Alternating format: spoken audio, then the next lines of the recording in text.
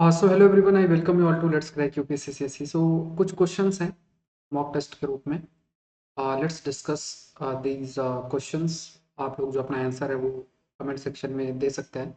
कैसे देना है कि आप वीडियो को पॉज करके अपना आंसर दे सकते हैं, देन वी विल डिस्कस क्या आंसर होगा। ये क्वेश्चन मैंने आपको हिंदू के सेशन में भी प्रोवाइड किया था with reference to spectrographic investigation of nebular gas sing project. ठीक है, it is sing project.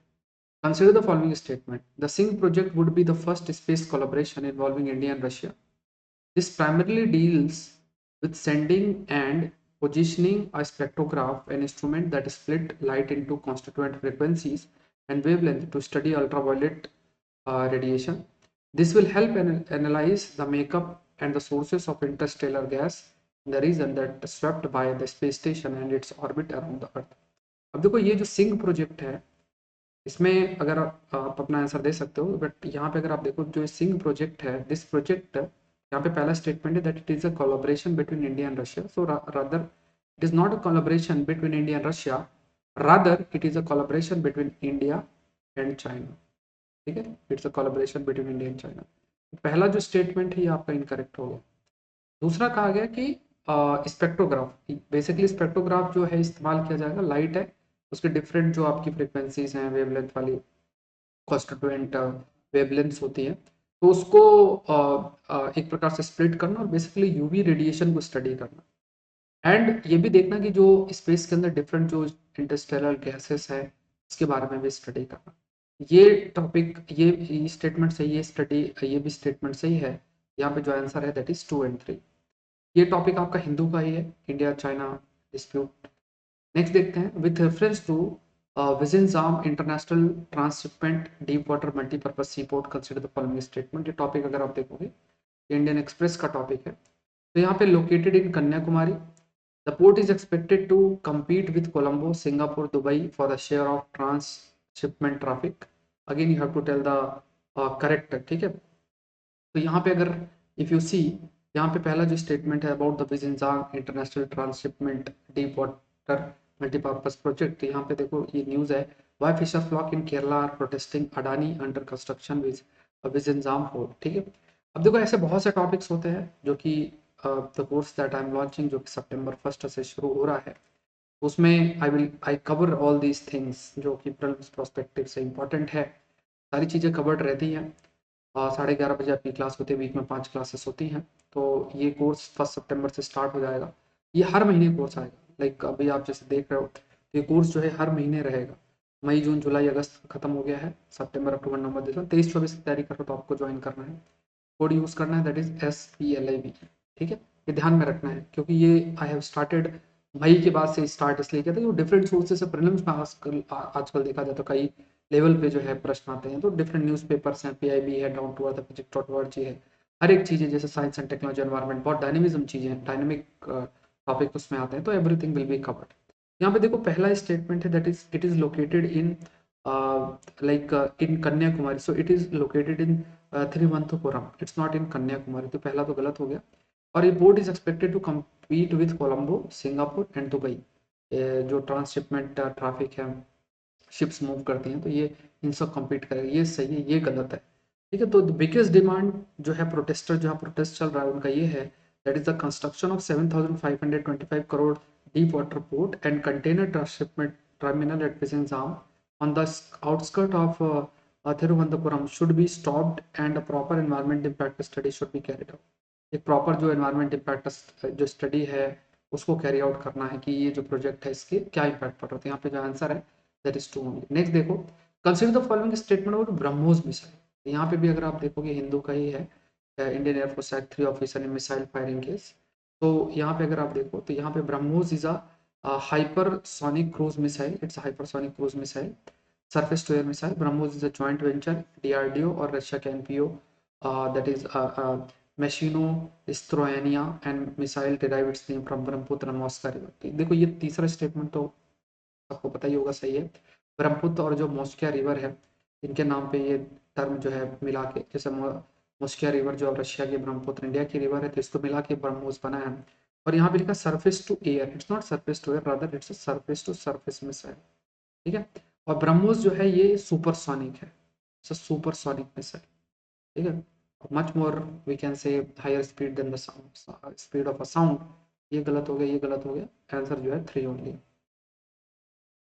Consider the following statement of Benami Transaction Prohibition Amendment Act. This act labels a Benami transaction at any transaction as any transaction in which property is transferred to one person for the amount paid by another person. Benamidar is a person who helps another person to enter Benami transaction. In 2016, the Government of India amended the Benami Transaction Amendment Act to curb the black money in India. तो यहाँ पे अगर आप देखोगे business standard है, what is 1998 बेनामी property act and बेनामी transaction amendment act 2016। Correct जो है वो आपको बताना है। तो यहाँ पे अगर आप देखोगे तो all the 3 statements are correct, तीनों स्टेटमेंट्स आपके करेक्ट हैं। तो बेनामी जो एक्ट है वो आपका आया कब था, 1988 के अंदर जो है वो आया था। 1988 बेनामी प्रॉपर्टी एक्ट है जो कि एक्ट है इंडियन पार्लियामेंट का, जो कि डिसअलाउ करता है कुछ जो फाइनेंशियल ट्रांजेक्शन्स हैं। This act labels benami transaction as any transaction in which any in which property is transferred to one person for the amount paid by the another person। तो किसी और के नाम पे कर दिया गया, पे आप कर रहे हो, नाम किसी और के, इस टाइप से। तो बेनामी ट्रांजेक्शन इसको हम कंसिडर करते हैं। एंड दूसरे पर्सन को हेल्प करना टू कैरी आउट बेनामी का, तो बेनामीदार उसे हम कहते हैं। 2016 में जो है इसमें अमेंडमेंट भी किया गया था ब्लैक मनी को कर्व करने के लिए। तो यहाँ तीनों ही स्टेटमेंट आपके सही हैं। नेक्स्ट देखते हैं, कंसीडर द फॉलोइंग स्टेटमेंट और 10 प्लस स्ट्रेटजी। यहाँ भी अगर आप देखोगे डाउन टू अर्थ क्या है, African health ministers adopt 10 plus strategy तो अगेंस्ट नॉन कम्युनिकेबल डिजीजेस। यहाँ पे strategy to boost access to the diagnosis, treatment and care of severe non communicable diseases. ये अगर स्ट्रेटजी की बात करें तो यहाँ पे ये जो 10 प्लस स्ट्रेटजी है basically it is related with non communicable diseases. ऐसा the strategy is aimed at bridging the access gap in treatment and care of patient with chronic and severe non-communicable disease। जो gap exist करता है, non communicable diseases हैं। Non communicable और communicable के बीच में अंतर क्या है? जैसे कम्युनिकेबल जो डिजीजेस हैं बेसिकली वायरस, बैक्टीरिया और इन सबसे फैलती है। नॉन कम्युनिकेबल जैसे लाइफस्टाइल डिजीज, हार्ट से रिलेटेड बीमारी, सब आपके नॉन कम्युनिकेबल होती है। तो 10 प्लस स्ट्रेटजीज रिलेटेड की है जो नॉन कम्युनिकेबल डिजीज है उनसे डील करना। एंड कैसे डायग्नोसिस को इम्प्रूव किया जाए, ट्रीटमेंट को इम्प्रूव किया जाए, केयर है ऑफ सीवियर नॉन कम्युनिकेबल जो डिजीजेस है वो इंश्योर किया जाए। फिर जो एक्सेस गैप है ट्रीटमेंट में, पेशेंट का केयर है, ये सब चीज़ें मतलब द एम इज कि नॉन कम्युनिकेबल डिजीजेस का ट्रीटमेंट इम्प्रूव किया जाए, फैसिलिटीज़ जो है वो अवेलेबल हों। एंड जैसे नॉन कम्युनिकेबल डिसीज में आपकी हार्ट डिजीज है, कैंसर है, डायबिटीज, अस्थमा है, ये सारी चीज़ें हैं। और ग्लोबली देखा जाए तो non communicable diseases main cause है मोर्टेलिटी मॉर्बिडिटी दोनों के लिए। 71% जो ग्लोबल मोर्टेलिटी है लगभग जो होती है बीमारियों में, उसमें नॉन कम्युनिकेबल डिजीज का रोल है। ये चीज़ आपकी हाईलाइट की गई है। The portion of mortality due to non communicable diseases 27 से 88% अफ्रीकन रीजन की अगर बात करें तो यहाँ पे काफ़ी बड़ा ये इशू बन जाता है। तो इसलिए ये 10 एंड प्लस स्ट्रेटजी इससे रिलेटेड है। यहाँ दोनों स्टेटमेंट्स आपके सही हैं, आंसर है बोथ 1 एंड 2। नेक्स्ट देखते हैं, consider the following statement about multi modal logistic park.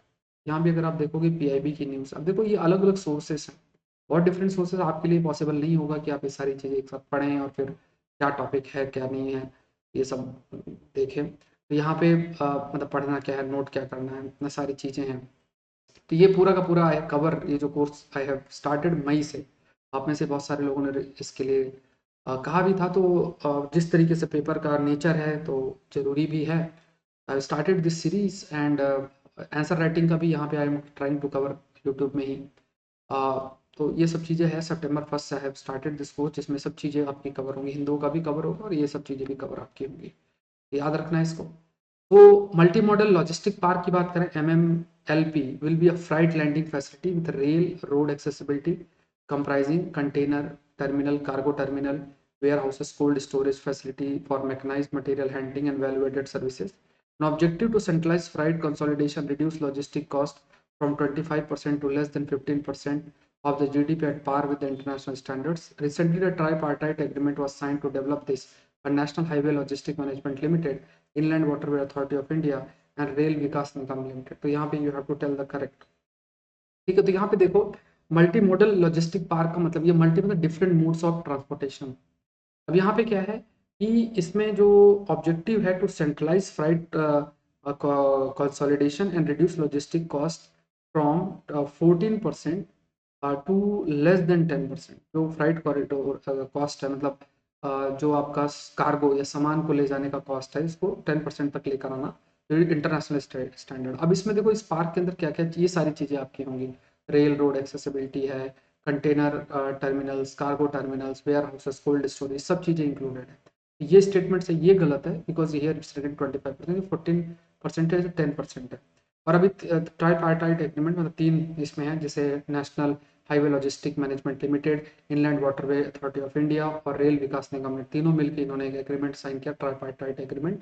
3 इसमें स्टेक होल्डर्स है, तो यहाँ पे आंसर जो है दैट इज 1 and 3। नेक्स्ट देख लो, consider the following statement for recently amended Supreme Court जजेस salary and condition of service act 1958। अब देखो, ये भी आपका हिंदू का टॉपिक है, तो यहाँ पे to entitle a retired chief justice rent free type 7 accommodation in Delhi for 6 months from the date of superannuation. The amended rules mandated that a retired chief justice and judges should be extended as per protocol the courtesies at ceremonial lounges at airport। तो यहाँ पे खास तौर से supreme Court जजेस salary और condition of service act 1958 है, इसको एंटाइटल की इसमें चेंजेस किए गए हैं। तो इन 2013 decision of supreme court had taken serious view of former minister हैं, एमपीज हैं, रिटायर्ड जजेस हैं, गवर्नमेंट सर्वेंट है, staying in government bungalows beyond the allotted period, मतलब जो अलॉटेड पीरियड उसके बियॉन्ड रहना था। तो ये चीज़ें जो है, यहाँ पे retired chief justice rent free type 7 accommodation daily 6 months के लिए है, एक बार रिटायर होने के बाद। और उसके बाद रिटायर्ड जो चीफ जस्टिस जजेस शुड भी एक्सटेंडेड, जो भी प्रोटोकॉल है कुछ समय के लिए एक्सटेंड किया जा सकता है। तो यहाँ दोनों स्टेटमेंट जो है वो सही है। नेक्स्ट देखते हैं, consider the following statement national Gopal Ratna award. ये टॉपिक भी अगर आप देखोगे तो ये आपका है national Gopal Ratna award, objective eligibility and all, जो हमें जानना है। यहाँ पे national Gopal Ratna award launch किया गया था department of animal husbandry and dairying. Award aims क्या है, inspire cooperative societies and that milk producing companies also the farmers. The award are to B conferred on the occasion of national milk day on November 11। तो यहाँ पे याद रखना है कि ये जो आपके खास तौर से देखा जाए तो नेशनल जो गोपाल रत्न अवार्ड है, ये मिनिस्ट्री ऑफ एनिमल हस्बेंड्री के द्वारा, ये सही है, कोऑपरेटिव सोसाइटीज को प्रमोट करना। बट ये जो दिया जाता है that is 26 November, it's not 11 नवंबर। तो यहाँ पे ये स्टेटमेंट सही है, आंसर दैट इज 1 and 2। ये सारी चीज़ें हैं। अभी आप अनअकैडमी मुझसे जुड़ सकते हैं by using the code SPLIVE।